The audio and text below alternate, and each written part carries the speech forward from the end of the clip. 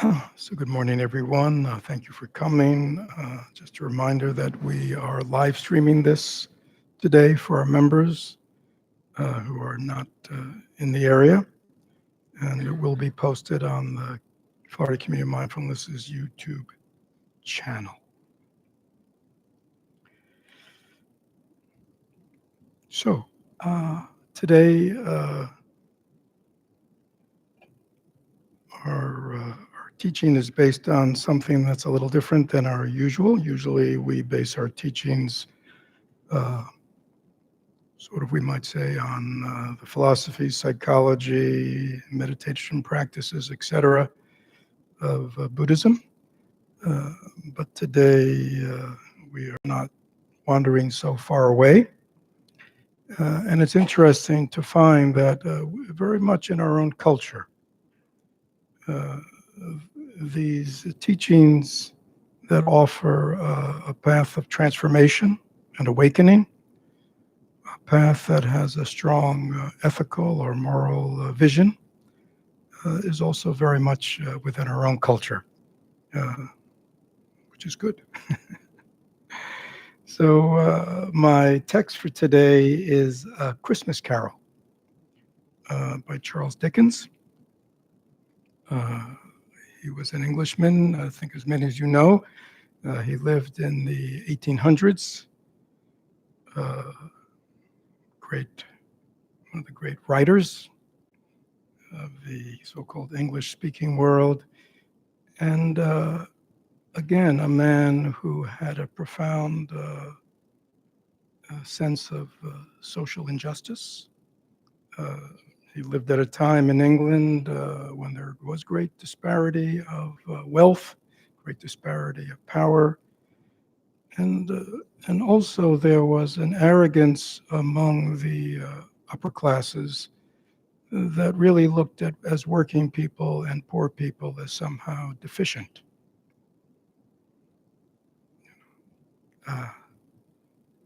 In many ways. So not so unusual for today, unfortunately. So this again, A Christmas Carol. I looked up. There are probably a dozen different movie versions and animated versions, probably even more. I think all of us maybe grew up, watching The Christmas Carol at Christmas time. Probably it's on right now. But often the focus is on, Scrooge as an archetype of the skinflint, and not really focusing on the profundity of his journey that evening, of his awakening. In Buddhist terms, we put a lot of emphasis on awakening, transformation, seeing things as they are. And it's very interesting. While many of us perceive that as a long-term, arduous path in life, it is very interesting that Scrooge's transformation takes place in the course of one evening.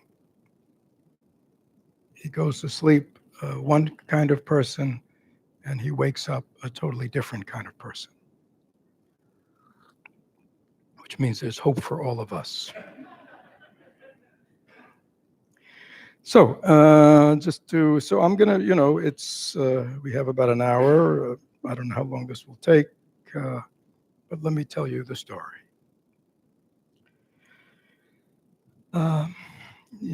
So, the scene opens, we're introduced to Scrooge. He's tight-fisted. He's alone. Nobody ever stopped him in the street to say with gladsome looks, "My dear Scrooge, how are you? Will you come see me?" No beggars implored him to bestow a trifle. No children asked him what time it was. No man or woman ever once in all his life inquired the way to such and such place. Even the blind man's dog appeared to know him, and when they saw him coming, would tug their owners into doorways and up courts. But what did Scrooge care?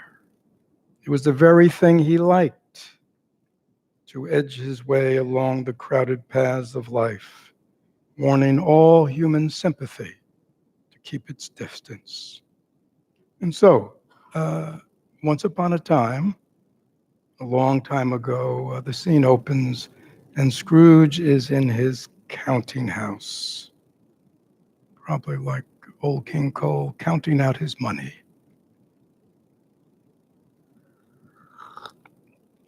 The door of Scrooge's counting house was open that he might keep his eye upon his clerk, who in a dismal little cell beyond a sort of tank was copying letters.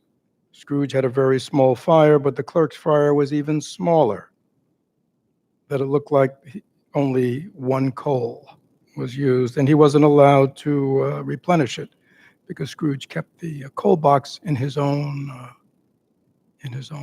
room in the office. And he begrudged poor Bob Cratchit because it's sort of like you're only here to work, you see, and coal costs me money. And so therefore, if I heat your office and give you coal, subsidizing you or something. I mean, you can get a sense of how he saw life. All of a sudden the door opens and some man crawls, "A Merry Christmas, Uncle, God save you." It was his nephew, the son of his sister. And Scrooge replies, quite famously, "Bah, humbug." And his own nephew said, "Christmas a humbug? You don't mean that." "I sure do," he says. "Merry Christmas. What right have you to be merry? What reason have you to be merry? You're poor enough." Right. So his nephew, who's a pretty intelligent guy, pretty witty, says, "Come then. So why are you being dismal? What reason have you to be morose? You're rich enough."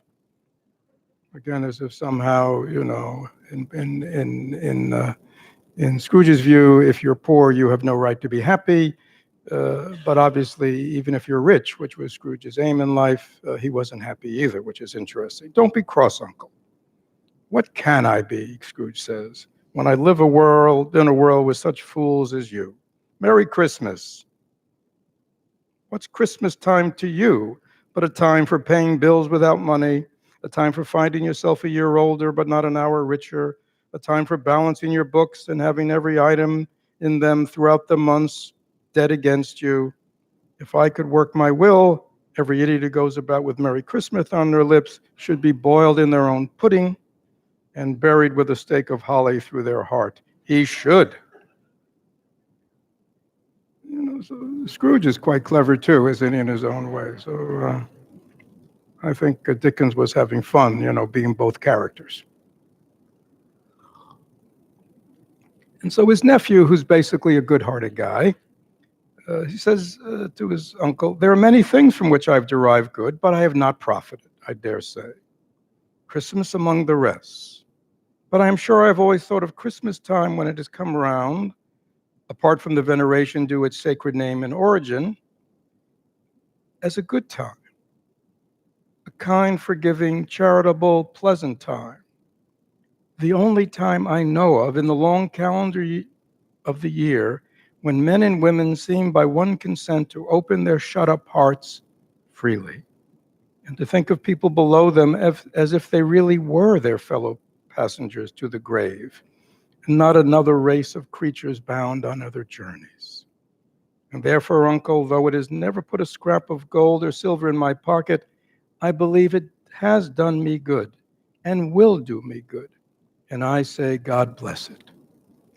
So in reading about Dickens, it's very interesting. The whole, and again, in a lot of the descriptions in here of food and plenty and gifts and goodness, if you've seen the movies, a lot of that came from Dickens. That up to then, Christmas was more of a religious holiday, and it was kind of a serious thing.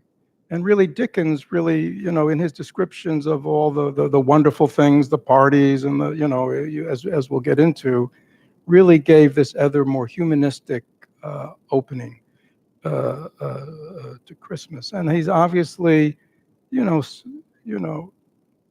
he's saying, I think all of you get. I mean, he's saying, isn't it wonderful there is at least one day a year when human beings open their hearts and notice that all human beings in this world, we're on the same journey together. And then, his uncle invites him to have Christmas dinner with him and his wife. And of course, Scrooge wants nothing to do with it. The door opens, he leaves, the door opens again, and in come two men, and they are asking for Scrooge or Marley. They are, they are good people of the community who are raising monies. Uh, uh, And they talked to Scrooge about, liberality at this time of year. At this festive time of year, Mr. Scrooge, it is more than usually desirable that we should make some slight provision for the poor and destitute who suffer greatly at this present time. Many thousands are in want of common necessity. Hundreds of thousands are in want of common comforts. Right? So many of you have probably gotten solicitations, both locally and nationally at this time of year, acknowledging there are so many millions, hundreds of millions perhaps, even more, people who are in need at this time. And so Scrooge replies to this ask, are there no prisons? And we know in our own country, poor people are often in prison because of their lack of money. Plenty of prisons, say the gentleman. And are there no workhouses? Aren't the workhouses in those days poor people were put into workhouses? They are, the gentleman said, but I wish they were not. And the treadmill and the poor law, are they fully enforced? Both very busy, sir. Oh, I was afraid from what you said at first that something had occurred to stop them. I'm very glad to hear they're still, going. But under the impression, they said, these poor guys hadn't realized what they had gotten into in coming into Scrooge. They're just probably going from office to office, Said, under the impression that they scarcely furnish Christian cheer of mind or body to the multitude, a few of us are endeavoring to raise a fund to buy the poor some meat and drink and means of warmth. We choose this time because it is a time of all others when want is keenly felt and abundance rejoices. Obviously, when most people are celebrating and being with family and buying gifts and having some abundance, those that don't have obviously feel more left out probably than they usually do. So what shall we put you down for? Nothing. You wish to be anonymous. I wish to be left alone. That is my answer. I don't make merry myself at Christmas, and I can't afford to make idle people merry. I help to support the establishments I mentioned, the poorhouse, the prisons. They cost me enough, and those who are badly off, they must go there. But they say many can't go there, and many would rather die than go there. If they would rather die, then let them do it. And decrease the surplus population, which was a popular theory at that time. There's like the population, and then there's the surplus population, the unneeded ones. And so a little more dialogue, and they're saying, but shouldn't you be a little concerned about them? He said, Scrooge says, it is not my business. It's enough for a man to understand his own business and not to interfere with other people's. Mine occupies me constantly. Good afternoon, gentlemen. All right, so we get a sense of him. How powerful. It is enough, he says, Scrooge says, for a man to understand his own business and not interfere with other people's. Right? So this is the human being who stands alone in life, totally preoccupied with their own needs, their own wants, their own future, right? And totally cut off, totally alienated, totally disconnected from the whole of humanity, from other people at all, and do not see any commonality, any universality at all in this life. And again, we cannot sit here today in our own country, in our own culture, and say that is not still very much alive, right? And even more personally, we cannot say, if we are honest perhaps, that seeds of that are still alive in us, right? And it's a real dilemma. How much of our focus in life is to take care of our own business, and how much of our focus in life is to take care of the business, of everyone.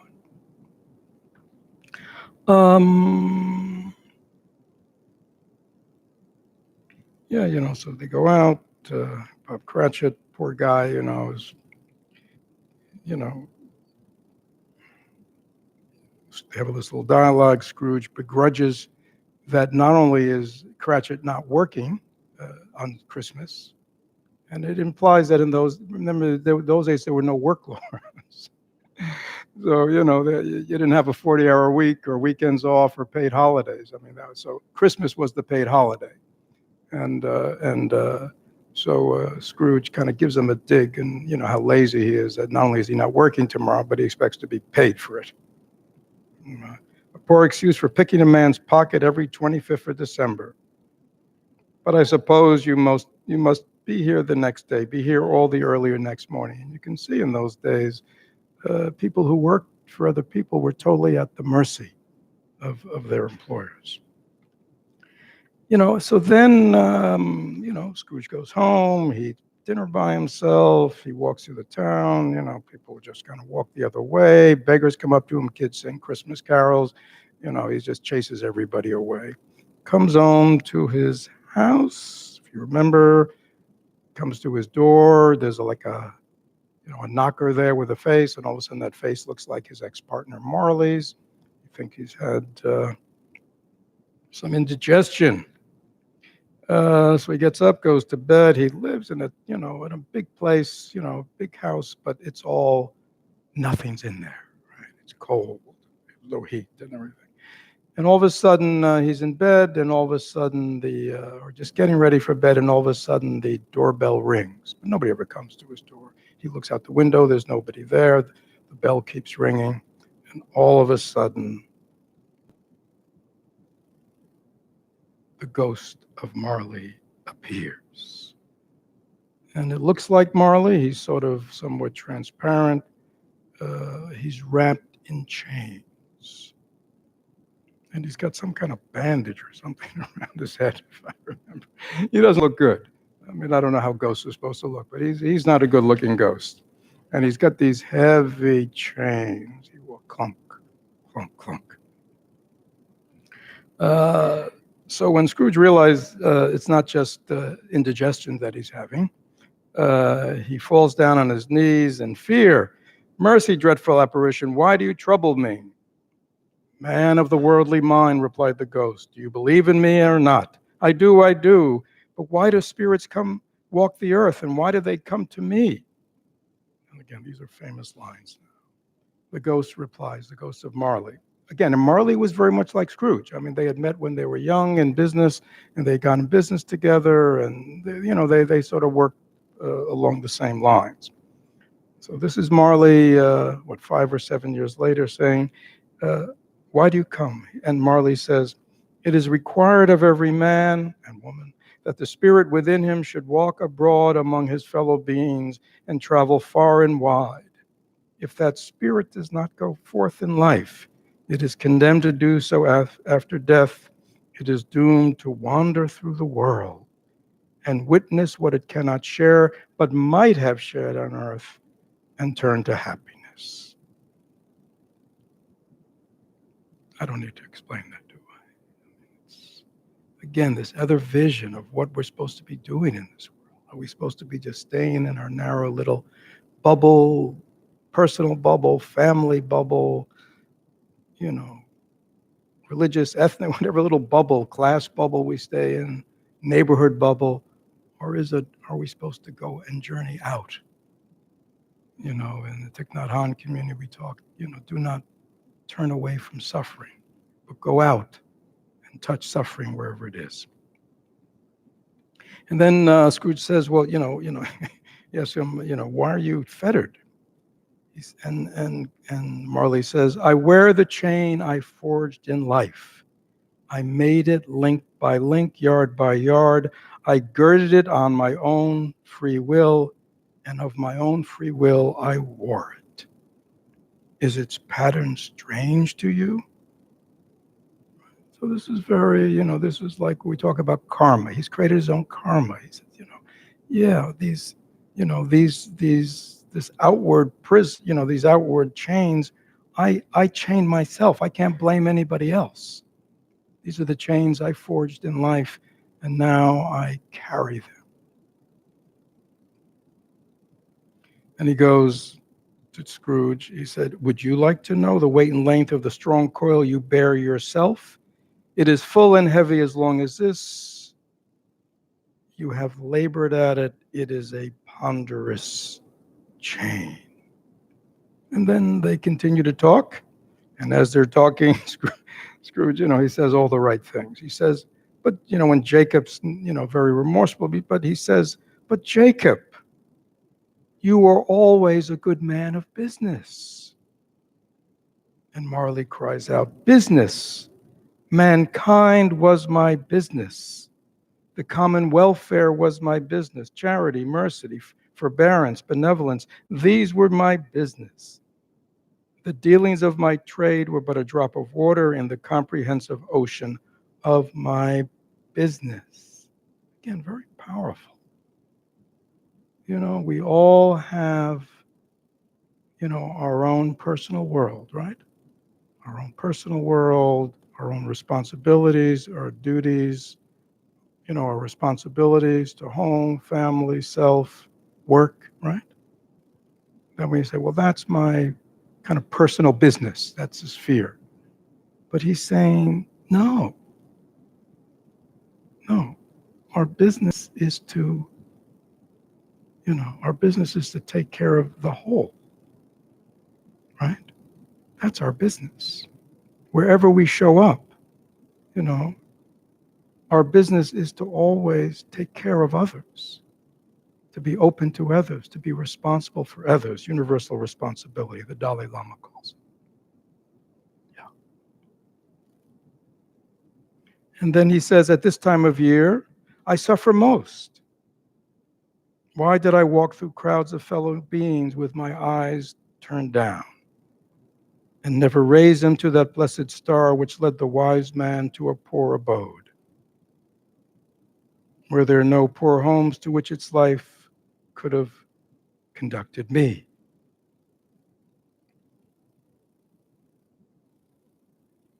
And then some more dialogue, and then Marley says, I'm really here to warn you that you have a chance to escape the fate that you see of me. And I am doing my best to procure that for you. So that is why Marley has appeared, to give Scrooge one last chance. He says, I've really been beside you invisibly since I died 7 years ago. But tonight, we don't know, for some reason, I can become visible, right? And so I'm here to warn you. There's another way. And then it's interesting. Marley goes over to the window, opens the window, and they look out. And they look out, and Scrooge becomes aware of confused noises in the air, incoherent sounds of lamentation, regret, wailings, inexpressibly sorrowful, self-accusatory, it became like a morning dirge. And he looked further out. The air was filled with phantoms, wandering hither and thither in restless haste and moaning as they went. Every one of them wore chains like Marley. Some few, and then he says in parentheses, they might be guilty governments, were linked together. None were free. Many had been personally known to Scrooge in their lives. He'd be quite familiar with one old ghost in a white waistcoat with a monstrous iron safe attached to his ankle, who cried piteously at being unable to assist a wretched woman with an infant, whom it soared below upon a doorstep. The misery was with them all, clearly, that they sought to interfere with good in human matters, but they had lost all power to do it. So they're ghosts, right? So even though now they are weighted down by the kind of chains that they have forged themselves. I mean, that's what he sees. This is not just Marley. And they want to do differently, right? They can't. That's what he says. Even though they want to help, they can't. They're invisible. So it's like their suffering is even more. So then Marley basically says to him, you will be visited by 3 more spirits tonight. So everybody get the scene? Right, so this is a setting. We have this totally self-centered, narcissistic, gain-oriented, materialistic human being who is fundamentally miserable, but thinks he has the right way, thinks he knows the score, right? And is incredibly critical and judgmental of anybody who's not like him, right? Doesn't see life in the same materialistic way or the same gain way as him. It's very powerful. So at midnight, there is, anyhow, a spirit appears. It was a strange figure, like a child, not so much like a child as like an old man, viewed through some supernatural medium which gave him the appearance of having receded from view and being diminished to a child's proportion. So this is the spirit of the past, and you can see he's young, he's old, he's all ages. But the strangest thing about him was from the crown of its head there sprang a bright jet of light, by which everything was visible. And that is why, on occasion, in its duller moments, it had a great extinguisher for a cap that it could put on it, which it now held under its arm. Okay. So even this, though, when Scrooge looked at it with increasing steadiness, was not the strangest quality. That means this light that came out of his head. For now its belt sparkled and glittered, now in one part and now in another, and what was light one instant, another instant was dark. So the figure itself fluctuated in its distinctiveness, being now a thing with one arm, one leg, 20 legs, pair of legs without a head, now a head without a body, dissolving parts, no outline which could be visible in the dense gloom wherein they melted away. And this was quite wondrous. And then everything would become clear again. So, I mean, my understanding of this, it's sort of like memory. I mean, our memories, sometimes they're distinct, sometimes they're very diffuse. Sometimes we remember this, like we remember parts of memory. Like he says, one arm, one leg, one head, it's like we don't see clearly the whole thing. So it's sort of, that's sort of this figure. He's made up of all. He's the past, and he's just made up of all these elements, sometimes clear, sometimes diffuse, but many, many, many distortions. I think many of us have our own distorted view of our past, of other people's past, because it's very hard to see completely. Very few of us have a complete memory of every moment of our life and a complete realistic memory of every situation, every person, right? Every dialogue. Is that true? I mean, it's all very distorted. And many of us have put it together in its own particular narrative, which is very incomplete.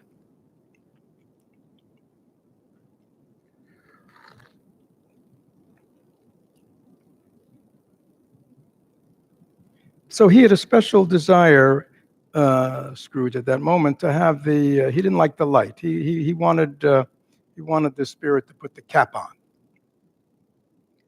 And the ghost says, "What? You would so soon put it out with worldly hands, the light I give? Is it not enough that you are one of those whose passions made this cap and forced me through the whole trains of years to wear it low upon my brow?" Right? It's like Scrooge going, "No, I don't want to see so clearly." Put the cap on. And no, you're the one who makes me keep the cap on. You don't want to see clearly the causes and conditions, the true reality of your life and past. So he pulled back from wanting to bonnet the spirit. And then he asked the spirit, why are you here? And the spirit said, I am here for your welfare, for your reclamation. Then he held out his hand and said, come with me. Right? And he was scared he was going to fall because he says, come, they go out the window with me. And he says, don't worry. And they go out into the world. He was conscious of 1,000 odors floating in the air, each one connected with 1,000 thoughts, hopes, joys, cares, long forgotten, long forgotten. The ghost says, your lip is trembling. What is that upon your cheek? And Scrooge is beginning to remember things. Strange that you have forgotten for so long. And again, as they begin to move now through his life, he assures him that all these things are the shadows of things that have been. They have no consciousness of us. And so this is, again, I think what unfolds here, I won't go through it all, is so important. Whether it's for each of us or everybody we're with or the world or anybody in the world, we only see them as they are now. But to really understand somebody, we have to know what? All the causes and conditions that have produced them. Nobody just, none of us, nobody in our life and nobody in the world just are as they are right now. Everybody was created by the causes and conditions of their life. And if we don't understand that, we'll never understand how to really help people or help this world if we don't see the causes and conditions that have created them. So we see Scrooge, right, this reprehensible character to most of us. There could be some people in our world who like him, I won't name anybody. But there could be people who like this type of person. But then we go back and we see what created Scrooge, right? And we find out that his mother died in childbirth, giving birth to him. His father was so distraught. Ebenezer just always reminded him, the father, and so he sent him away to boarding school. And he lived at boarding school, and he was lonely, and other kids, are visited, and other kids go home for the holidays. He's always alone, right? A sad, lonely, unlovable boy, right? And then we see his sister shows up that he was very close with, and says her father's had a change of heart. And this is like he's already a teenager, come home. And then we see Scrooge has some good years, right? He's returned to his family. And then he finds his first employment with Fezziwig. And Fezziwig is a man of business, but he's very jovial. He's very happy. And strangely, he wants all his employees to be happy. So he creates a very positive environment, pays them well, very kind, very good, takes good care of them. And we see Scrooge is happy. He meets a young woman. He falls in love. They're planning to be married. But then his sister dies in childbirth. And I think this reawakened with him those negative seeds of pain within himself. And then we see him very slowly, even though he begins as a clerk, he very, like a lot of people, his aspiration in life is to gain, right? And we see him more and more living for money, living for gain.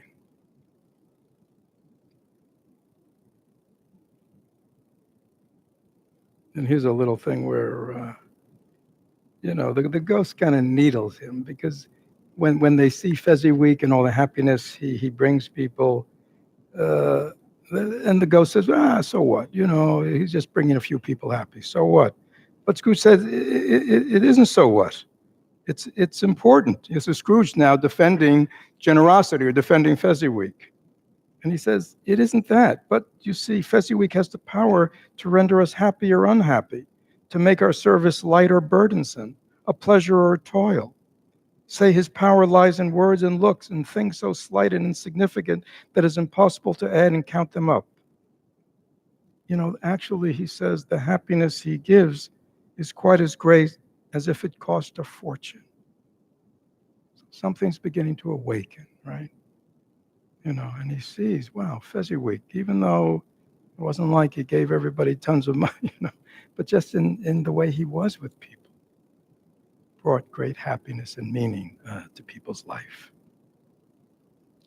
And then we see an interchange between him and his fiancée, and basically she's there to break up with him. I did say that his sister died in childbirth, right? And then now she breaks up with him, even though they've been engaged for several years. But she says, I've been displaced by another idol, a golden one.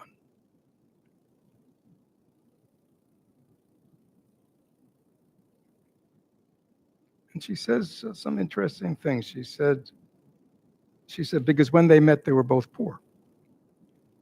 And she says, that which promised happiness when we were one in heart is fraught with misery now that we are two. How often and keenly I've thought of this, I will not say. I've thought of it many times, and now I can release you. So she says, and I think this is so important in relationships. She says, when we first came together, we had a common vision. We shared a common aspiration. But she said, we have what was once one has now become two. Right? And so she breaks off with him, which is really sort of, and he's disappointed, right? He's hurt.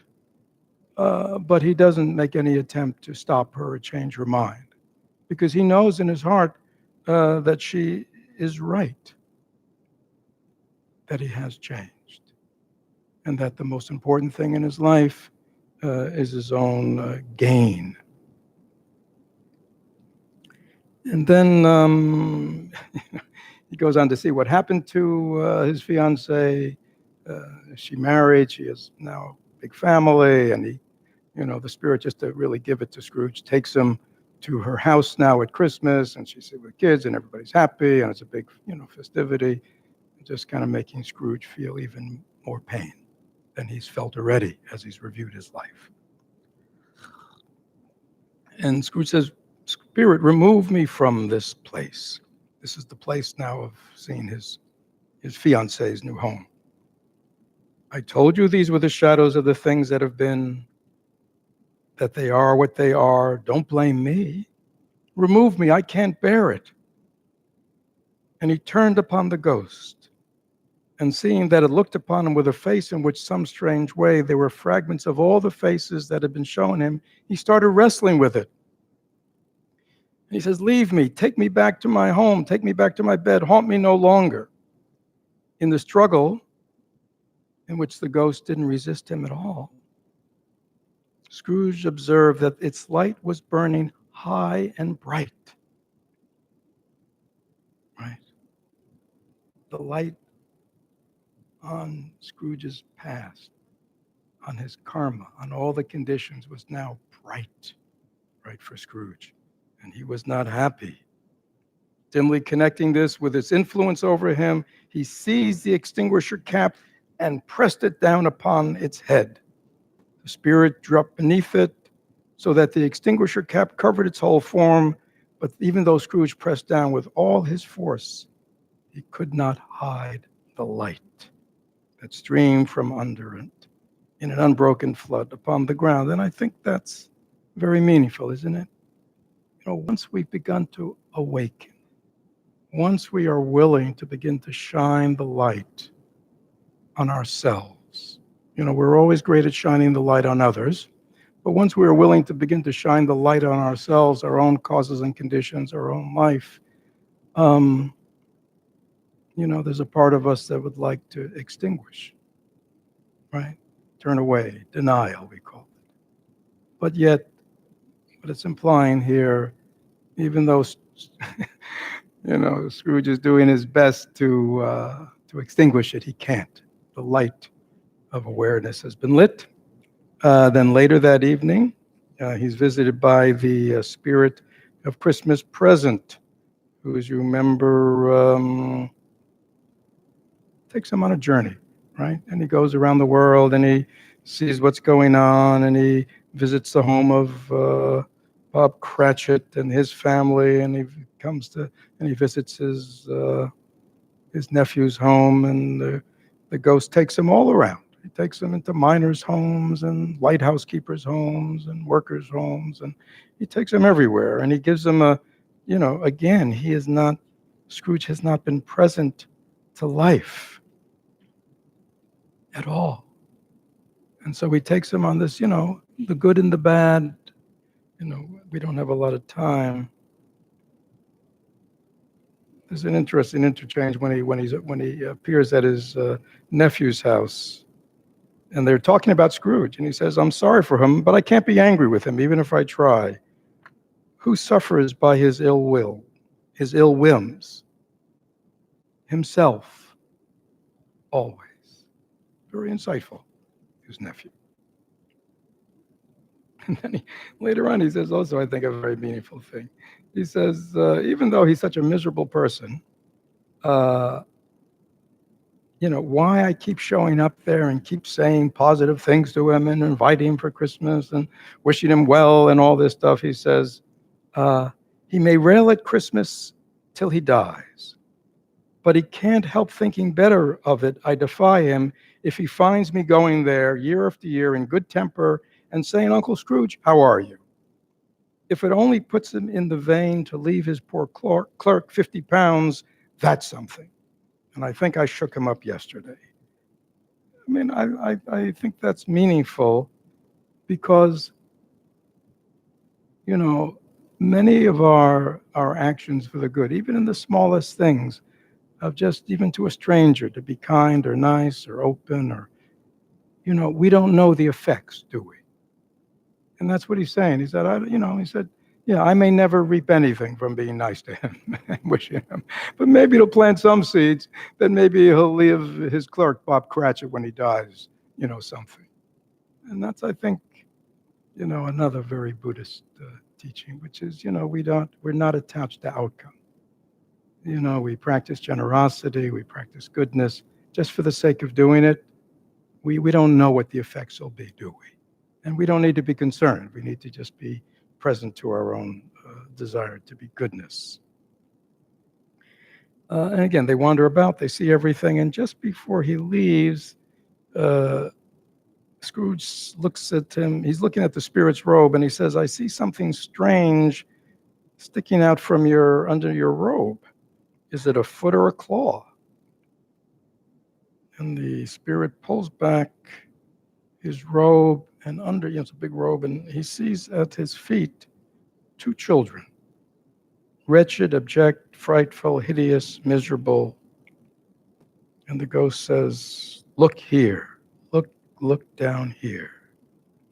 They were a boy and girl, meager, ragged, scowling, wolfish.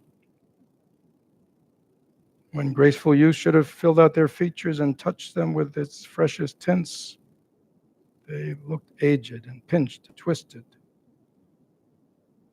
No change, no degradation, no perversion of humanity at any grade through all the mysteries of wonderful creation, as monsters half so horrible and dread. Scrooge pulls back. He tried to say something nice, but the words choked, because he knew it was a lie. And he says to the spirit, "Are these children yours?" And the spirit says, "They are man's, and they cling to me, appealing. This boy is ignorance. This girl is want. Beware them both in all of their degree, but most of all, beware this boy. Boy is ignorance. For on his brow I see that written which is doom, unless the writing be erased.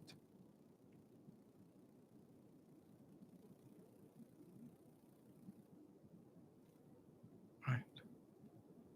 Which again is so meaningful. We're all interconnected, right?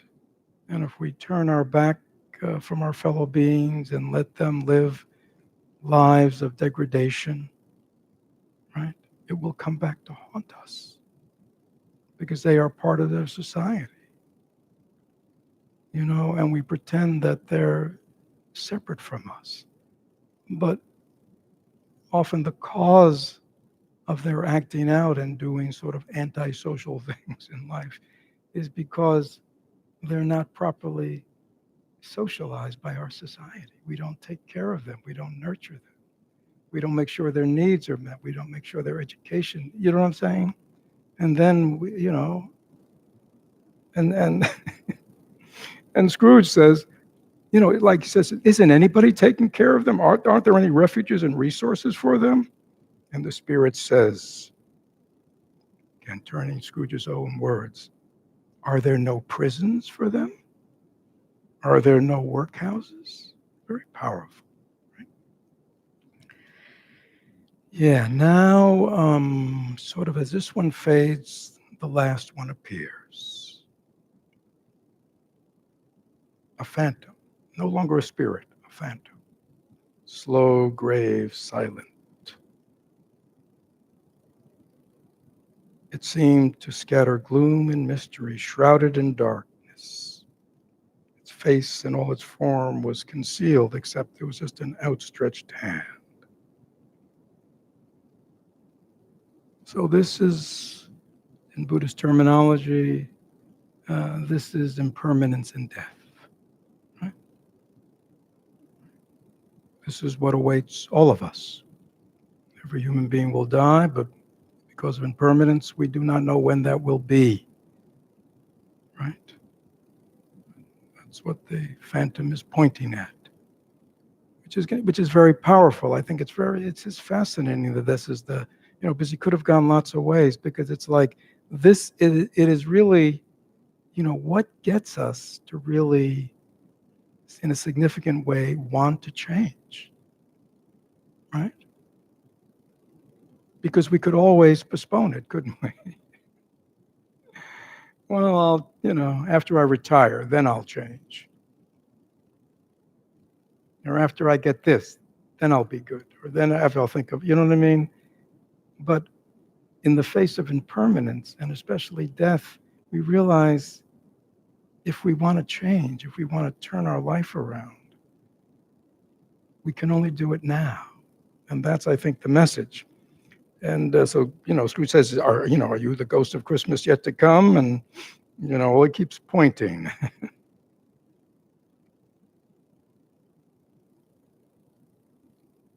And Scrooge says, ghost of the future, I fear you more than any specter I've seen tonight. But I know your purpose is to do me good, and I hope to be another man and live with another man from what I was. I'm prepared to bear you company and do it with a thankful heart. Will you not speak to me? He just points. And he leads them, and basically he leads them through conversations that people are having about somebody dying, not a very nice guy dying. These are all business people. He takes them to I guess we'd call it now a pawn house, where there are these three people, two of them like a washerwoman and like a maid, and the other one is like an undertaker, all bringing things that they've obviously taken off the dead person and out of the dead person's house, like the sheets, the bedclothes, the drapes on the wall. I mean, anything they could. And as he's doing it, he realizes those are all his things. And the person that all these businessmen were talking about, who had died friendless, was him.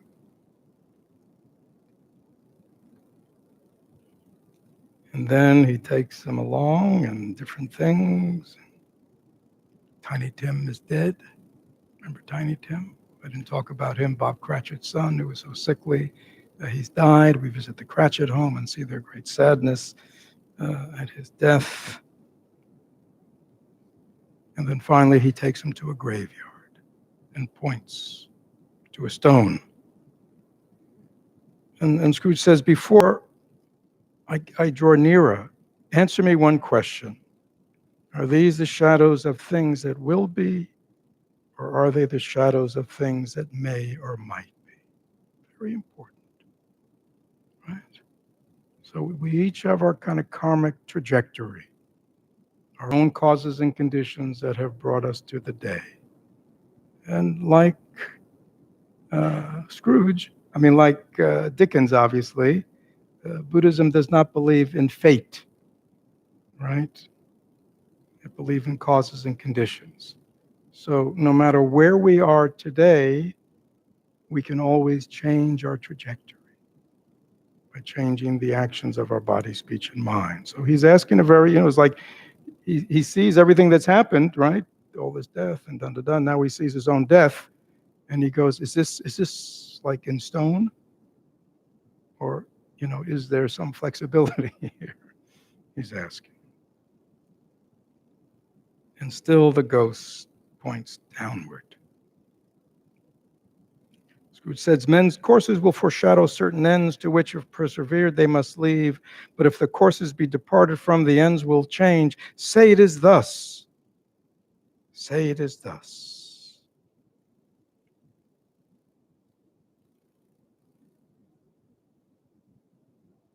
And when he sees his name written on the stone, he clutches the robe of the phantom and says, Spirit, hear me. I am not the man I was. I will not be the man I must have been but for this intercourse. Why show me this if I am past all hope? Good Spirit, please have your nature intercede for me. Pity me.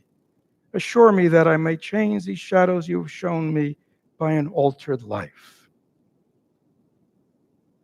And it said, then the hand of the phantom that was pointing so strongly begins to waver a little bit, tremble. And Scrooge says, I will honor Christmas in my heart and try to keep it all year. I will live in the past, the present, the future. The spirits of all three shall strive within me. I will not shut out the lessons that they teach. Oh, tell me that I may sponge away the writing on this stone.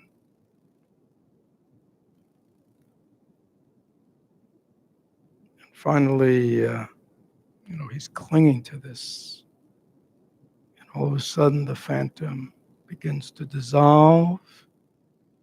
And Scrooge realizes he is quite vigorously clutching the bedpost of his own bed.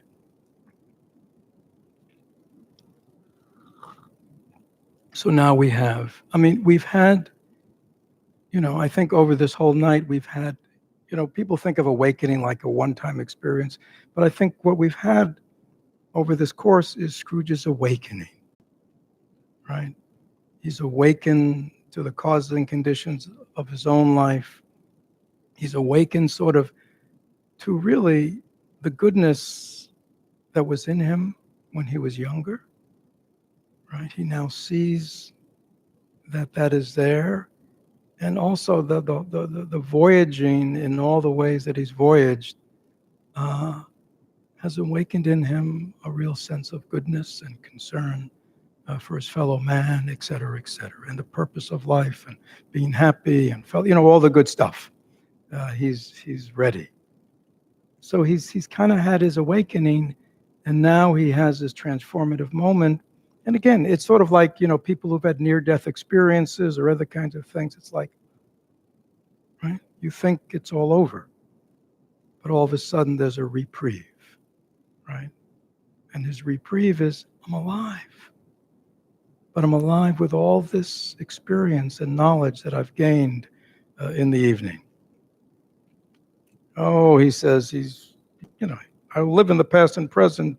Jacob Marley, heaven, Christmas time be praised. I say it on my knees, old Jacob. praise. He says, I don't know what to do. He's laughing, crying in the same breath.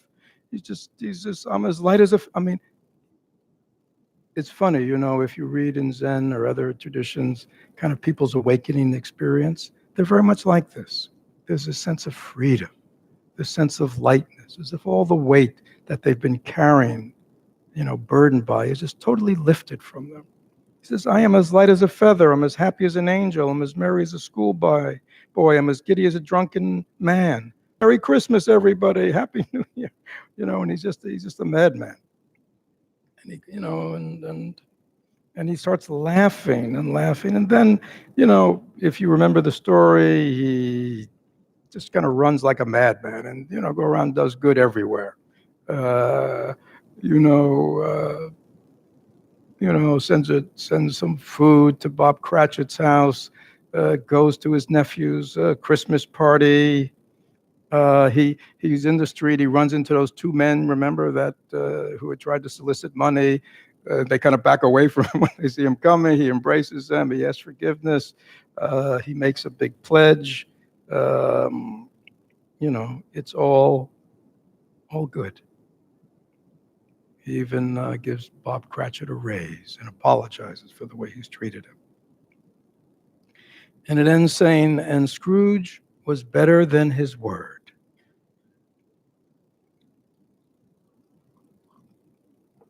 Which is a good reminder to all of us that we be better than our words. He did it all and infinitely more. And to Tiny Tim, who did not die, he was a second father. He became a good friend, as good a master, as good a man as the good old city knew, or any good old city, town, or borough in the whole world. Some people laugh to see the alteration in him, but he let them laugh, and little heeded them. There may be people, as we change, people may not, I don't know if they'll laugh at us, but they may not be very supportive of us, or think we've gone off the deep end, or you know what I'm talking about, people. So he let them laugh, and he little heeded them. For he was wise enough to know that nothing ever happened on this globe for good, at which some people did not have their fill of laughter at the outset. And knowing that such as these would be blind anyway, he thought it quite as well that they should wrinkle up their eyes in grins as have the malady in less attractive form. So it's sort of like, well, if I make them happy, I'm happy too. In his own heart, he only laughed, and that was quite enough for him. And he had no further intercourse with spirits or phantoms, but he lived according to the total abstinence principle. I'm not sure what that is, but I guess maybe abstain from everything that wasn't good and wholesome. And it was always said of him that he knew how to keep Christmas well. If any man alive possess that knowledge, may it be truly said of us and all of us. And so, as Tiny Tim observed, God bless us, everyone. So that is the Dharma of Scrooge, which I suggest. He really just has many wonderful truths for all of us that transcend the Christmas time.